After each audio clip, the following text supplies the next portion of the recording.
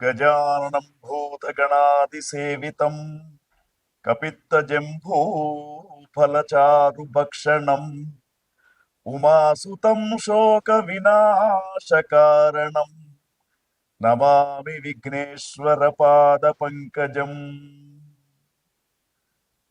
చూస్తున్నటువంటి ప్రేక్షకులకు స్వాగతం.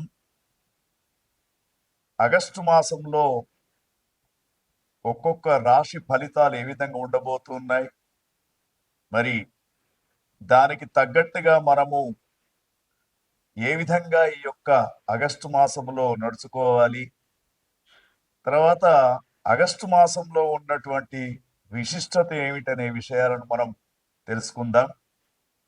ముఖ్యంగా ఇది మనకు జూలై 25వ తేదీ నుండి ఆగస్టు 23వ తేదీ దాకా తెలుగు నెలలలో శ్రావణ మాసం అని చెప్పేసి పేరు. శ్రవణ నక్షత్రం పౌర్ణమి రోజున ఉంది కాబట్టి దీనికి శ్రావణ మాసం అనే పేరు వచ్చింది. అయితే ఈ యొక్క శ్రవణ నక్షత్రం అంటే ఏమిటి అంటే, ప్రతి మాసానికి పౌర్ణమి రోజున ఏ నక్షత్రం అయితే ఉంటుందో దానికి అనుకూలంగా ఆ మాసం యొక్క పేరు మన భారతీయ సనాతన సంప్రదాయంలో పెట్టడం జరిగింది. ముఖ్యంగా ఆగస్టు మాసం అంతా కూడా దాదాపు శ్రావణ మాసంగా చెప్పబడుతూ ఉంటుంది.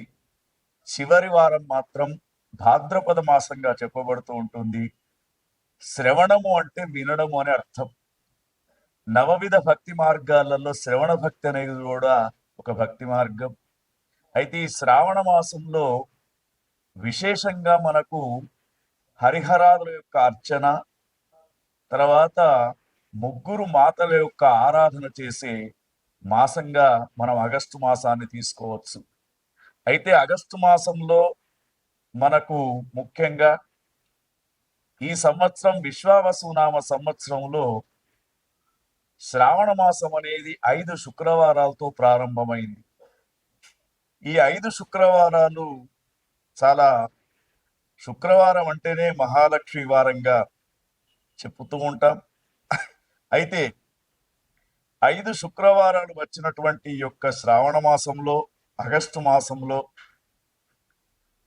చాలా మహాలక్ష్మి యొక్క అనుగ్రహం అందరికీ కలుగుతూ ఉంటుంది. కాబట్టి ఈ శ్రావణ మాసంలో శుక్రవారం మహాలక్ష్మి పూజన చేసుకోవడం, వరలక్ష్మి పూజన చేసుకోవడం, మంగళవారం రోజున మంగళ గౌరీ వ్రతం అని చెప్పేసి ఆ యొక్క జగన్మాత జగజ్జన్ని ఆది పరాశక్తి అయినటువంటి అమ్మవారికి సంబంధించినటువంటి కొత్తగా నూతనంగా పెండ్లైనటువంటి అమ్మాయిలు గౌరీ ఆరాధన చేసుకోవడానికి, అంటే పెండ్లైనటువంటి సంవత్సరం నుండి 5 సంవత్సరాలు గౌరీ ఆరాధన చేసుకునే మాసం ఆగస్టు మాసంగా, శ్రావణ మాసంగా చెప్పబడుతూ ఉంది.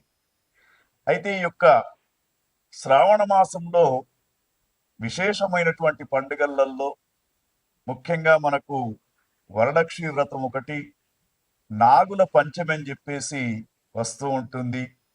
ఎవరికైతే జ్యోతిష్ శాస్త్ర రీత్యా రాహుకేతువుల మధ్య అన్ని గ్రహాలు బంధించబడి ఉంటుందో వాళ్లకు కాలసర్పదోషం ఉన్నట్టు మనకు జ్యోతిష్ శాస్త్రం చెప్తూ ఉంది. ఈ కాలసర్పదోషం ఉన్నటువంటి వారు ముఖ్యంగా నాగుల పంచమి రోజున పుట్టలో పాలు పోయడం, నాగ ఆరాధన చేయడం అనేది విశేషంగా మనం ఆగస్టు మాసంలోనే చేస్తూ ఉంటాం. తర్వాత మరొక పండుగ వరలక్ష్మి వ్రతం అంటాం. ఈ వరలక్ష్మి వ్రతం ఏమిటంటే, మనకు సిద్ధలక్ష్మి, మోక్షలక్ష్మి, జయలక్ష్మి, సరస్వతి, శ్రీలక్ష్మి, వరలక్ష్మిశ్చ ప్రసన్న మమ సర్వదా అని చెప్పేసి, వరలక్ష్మి అంటే వరాలను ఇచ్చే లక్ష్మీమాతగా చెప్తూ ఉంటారు. ఎవరెవరికి అష్టలక్ష్మి స్వరూపంతో ఉన్నటువంటి అమ్మవారి యొక్క ఆరాధన చేయడం, కొంతమందికి ధాన్యలక్ష్మి కావాలి, కొంతమందికి విద్యాలక్ష్మి కావాలి, కొంతమందికి ధైర్యలక్ష్మి కావాలి, కొంతమందికి సంతాన లక్ష్మి కావాలి.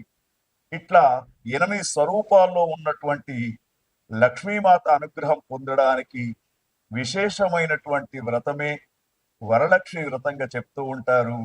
అది ఆగస్టు 8వ తేదీన ఎవరికైతే గురుబలం చక్కగా లేదో, ఎవరికైతే వ్యాపారం చక్కగా నడవడం లేదో వారి యొక్క భార్యలు తప్పకుండా వరలక్ష్మి వ్రతాన్ని చేసుకుంటే వ్యాపార వృద్ధి, ధనము, ఆదాయం ఇవన్నీ కూడా లభించే అవకాశం ఉంది. తర్వాత మనకు తదుపరి తేదీ చూసుకున్నప్పుడు మరి ఈ ఆగస్టు మాసంలోనే మనకు ముఖ్యంగా జంధ్యాల పౌర్ణిమ అని చెప్పేసి, రాఖీ పౌర్ణమి అని చెప్పేసి 2 పండుగలు ఒకటే రోజు చేస్తూ ఉంటారు. బ్రాహ్మణోత్తములంతా కూడా నూతన యజ్ఞోపవీత ధారణం చేసుకొని గాయత్రి ఉపాసన చేస్తారు. తర్వాత ముఖ్యంగా రక్షాబంధన్ అనే పండుగను సోదర సోదరీ భావంతో ప్రతి ఒక్కరు జరుపుకునే పండుగ మనకు ఆగస్టు మాసంలోనే ఉంది. మరి నేను నీకు రక్ష, నువ్వు నాకు రక్ష, మనం దేశానికి రక్ష అని చెప్పుకునే ఒక అద్భుతమైనటువంటి పండుగ కూడా మనకు ఆగస్టు మాసంలోనే వస్తూ ఉంది. దానితో పాటు మరి దేశానికి స్వాతంత్రం అనేది రావడం 15 ఆగస్టు కూడా మనకు ఆగస్టు మాసంలోనే స్వాతంత్ర దినోత్సవాన్ని జరుపుకుంటూ ఉంటాం. దానితో పాటు వసుదేవ సుతం దేవం కంస చాణూర మర్దనం దేవకీ పరమానందం కృష్ణం వందే జగద్గురు అని చెప్పేసి కృష్ణ పరమాత్మ ఆవిర్భవించడం కూడా మనకు ఆగస్టు మాసంలోనే మనకు మరి ఈ యొక్క శ్రావణ బహుళ అష్టమి రోజున కృష్ణ పరమాత్మ యొక్క ఆవిర్భావం అనేది జరిగింది. ఆ కృష్ణ పరమాత్మకు పూజ చేసుకునే అవకాశం కూడా మనకు ఆగస్టు మాసంలోనే ఉంటూ ఉంటుంది. ఎవరైతే కృష్ణుని యొక్క పూజ చేస్తారో, ముఖ్యంగా గ్రహస్థితిలో రాహువు, కేతువు, శని, గురువు ఈ గ్రహాలు మంచి లేనటువంటి వారు కృష్ణో రక్షతి రక్షిత అని చెప్పేసి చెప్పబడుతూ ఉంటుంది. మరి కర్షతీతి ఇది కృష్ణ అని చెప్పేసి చెప్పబడుతూ ఉంటుంది.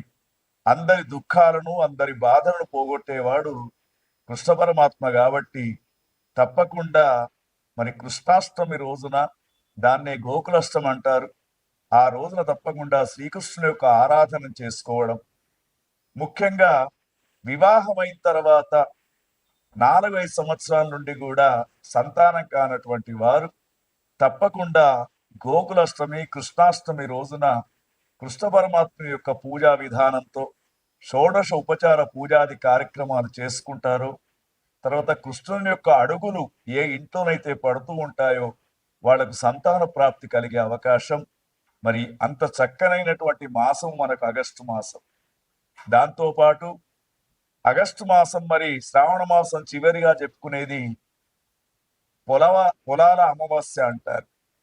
పొలాల అమావాస్య అంటే మనము భారతీయ సనాతన సంప్రదాయంలో భూత దయను, పశువుల పైన కూడా దయం చూపించే ఆచారం మనకుంది. వ్యవసాయం ద్వారా మనకు రోజంతా కూడా కష్టపడి మనకు పంటలను పండిస్తున్నటువంటి ఏవైతే గేదెలు ఉంటాయో, తర్వాత ఆవులు, వీటి యొక్క ఆకారాన్ని మట్టితో తయారు చేసి వాటిని పూజించడమే పొలాల అమావాస్య అని చెప్పేసి అదొక పండుగను కూడా మనం చేసుకుంటూ ఉంటాం. మరి ఇవన్నీ కూడా మనకు ఆగస్టు మాసంలోనే చాలా వైభవంగా జరుపుకునే పండుగలు. ఆగస్టు మాసము మొత్తం కూడా ఏ రోజైనా కూడా ఒక పండుగ రూపంలో జరుపుకోవడానికి అవకాశం ఉంటుంది. కాబట్టి మనం ఇప్పుడు ఆగస్టు మాసంలో చెప్పుకోబోయే 12 రాశి ఫలితాలకు అనుగుణంగా మీకు ఏ గ్రహం అయితే బాగా లేదో, ఇప్పుడు మేము చెప్పిన దానిలో ఆ యొక్క భగవంతుని యొక్క ఆరాధన, భగవతి యొక్క ఆరాధన చేసుకొని ఈ ఆగస్టు మాసాన్ని విజయవంతంగా జరుపుకోవడానికి అవకాశం ఉంటుంది. చూస్తున్నటువంటి ప్రేక్షకులకు స్వాగతం.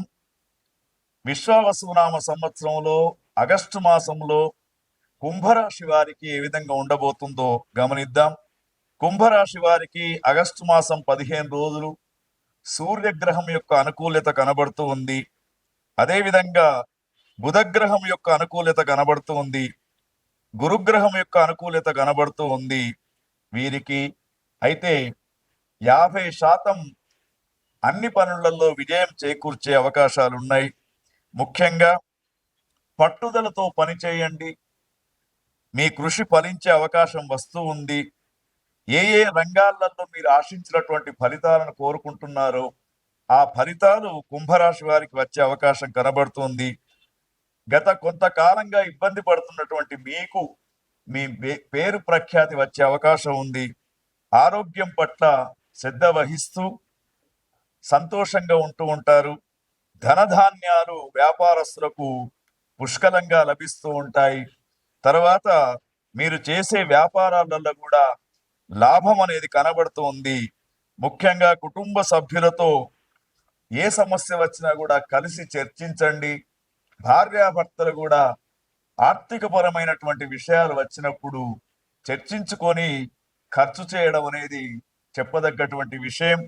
అయితే ఈ యొక్క కుంభరాశి వారికి నవగ్రహ ధ్యానంతో పాటు సుబ్రహ్మణ్య స్వామి వారి యొక్క దర్శనం చేసుకోవడం, అదేవిధంగా ఆధ్యాత్మిక పరమైనటువంటి పుస్తక పఠనం చేయడం, తర్వాత ముఖ్యంగా శ్రావణ మాసంలో 1 గాని 2 గాని శనివారాలు ఓపికతో ఉపవాసం ఉండడం, ఆంజనేయ స్వామికి కానీ లయకాడైనటువంటి శివునికి కానీ అభిషేకం చేసుకోవడం శ్రేయస్కరంగా చెప్పబడుతూ ఉంది. ఓం తత్సత్.